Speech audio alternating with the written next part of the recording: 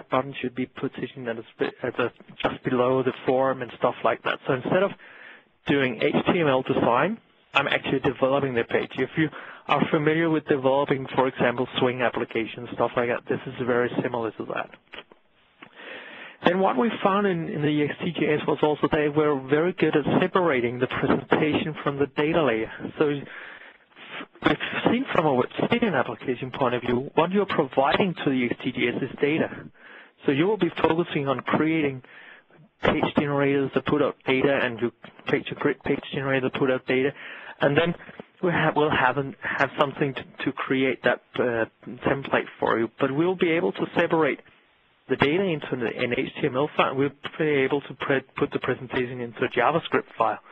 There are many reasons for doing that. One of the main reasons is that we're going to speed up that application because JavaScript files are always cached in memory by the browser or on the local machine. And then, of course, in order for Webcitian to do something about this, we will have to provide some kind of integration with the XTJS. That are going to be patterns, and it's also going to be different Webcitian Express sites and examples for using that.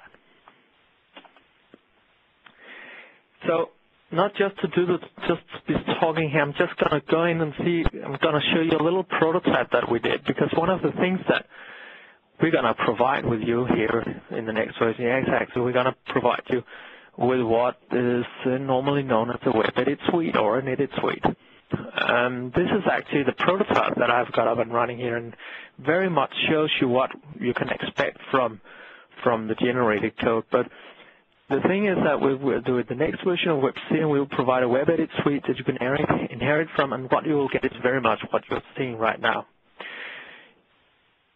For the fact you're going to get a grid page that when you scroll down here, you can see that, of course, these are all the same, but there is a lot of records there.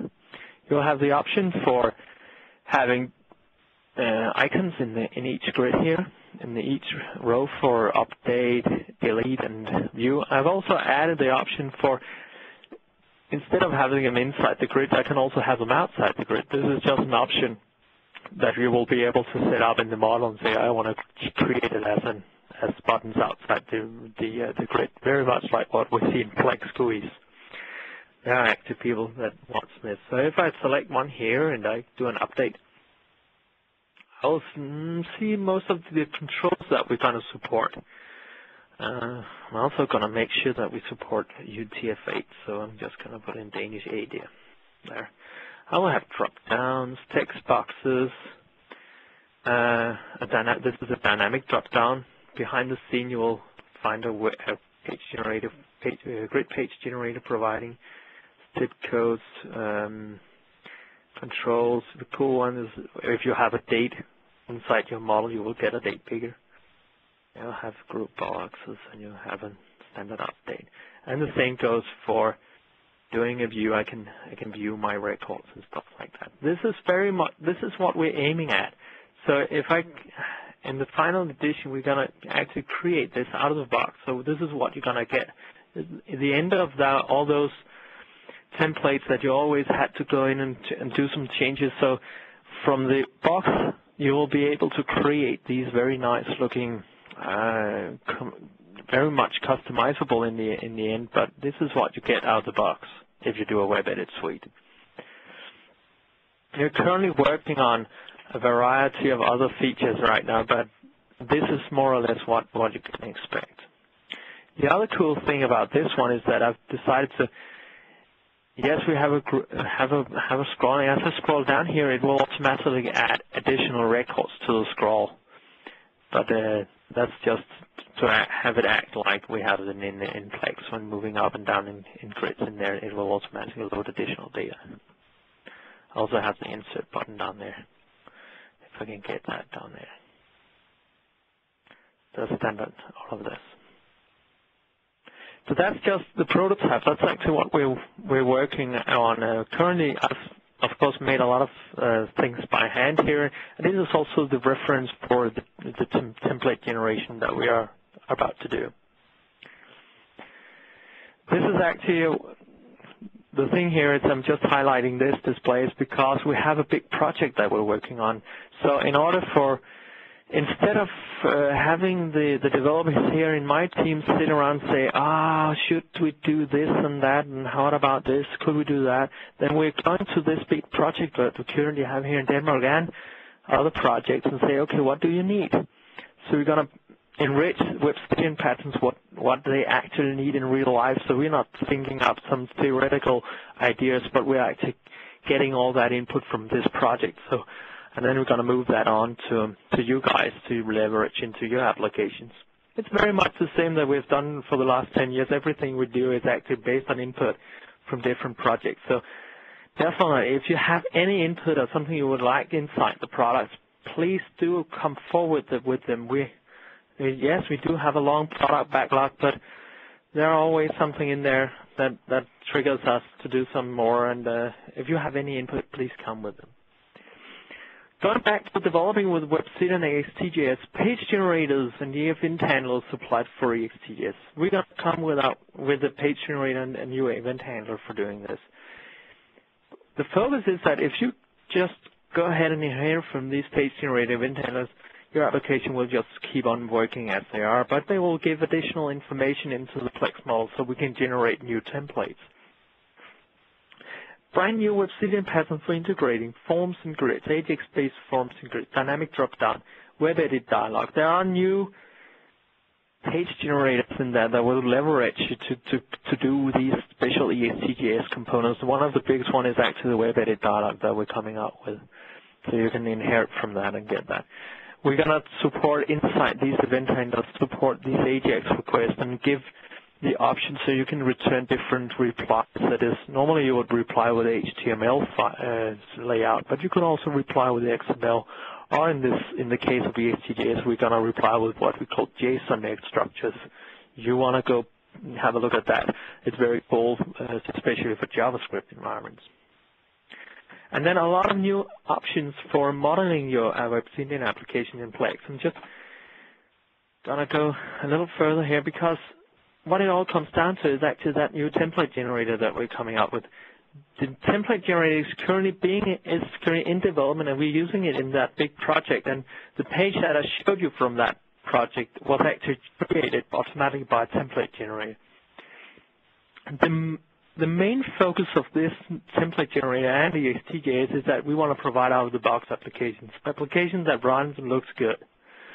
But at the same time, we also want to make sure that most of the customization that is going into the templates is actually based on the information in your model. So that's also why we are enriching page generator with additional things, options, source code you can scope, and give the model some more information on how would you like the templates to look. And that is more or less based on the idea that what makes sense is inside the model is inside the model. Then we will also provide something outside the model, but I'm going to get back to that, what that is. But we're going to get something outside the model that you can always change and get the template generator to create something else. It is also very important for us that even though you go into it, you generate a template and you say, okay, I want to change some stuff in here, but I really need it to keep it when we rerun the template generator. So that's also what we call customization of template generators to meet your project user demands. So we can actually make sure that even though you do add extra information into the templates, it is kept for the next run of the template generator. Exactly as stated below, we are going to introduce something called template edit points, very much like Plex edit points, but just for templates inside templates. I'm just going to take a big sip here and say, okay, this is actually the architecture of that new template generation. What we're going to do is that, or what we are already doing actually, is that we have a function inside your template, your model, very much like the template generator that we have today, but instead of creating HTML out of your model, we're actually going to create an XML definition file. That file will hold all the information needed in order for us to create templates with a lot of additional information. For example, we're gonna put all the source code that are in there, options for functions, fields. We're gonna make sure that we get the information on the field. These are actually you can see that the information we put out there in that XML document is most likely very much similar to the thing that Plex does when we do an XML export. But we will be resolving some stuff in there as well and add that to the XML document. Then this is run from inside your model, and when that has run, it will go and trigger the template generator, which is a runtime component that we will supply. So it will provide that XML document into the template generator. It will automatically go and do the next stuff.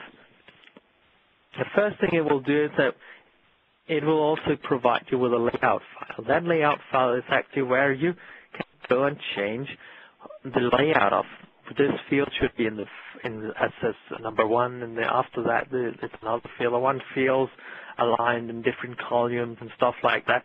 And that layout file can be seen as your DDS or your panel that is normally inside your Plex model. But then this time you can change stuff inside that layout file. It will be combined with the definitions file on the template generator when that runs. But the idea here is that instead of going back to your model and say this field should be in a column 1 and this field should be in column 3, you will go into your layout file and run the template generation, and then you will have that. It is planned, not for version 1, but for next versions, that we will do a little editor for doing manipulation of that layout file. So we can move fields around and say this form needs these fields, and then the next field goes into another column and stuff like that. But that's going to be in the next version, but we're definitely going to do something about that. Then the template generator will also go in and have a look at what we call meta templates. All the things that the template generator creates is based on meta templates. So, for example, if I in my model have a field which is control type combo, there will be a corresponding meta templates telling or instructing the template generator on how to generate a combo box.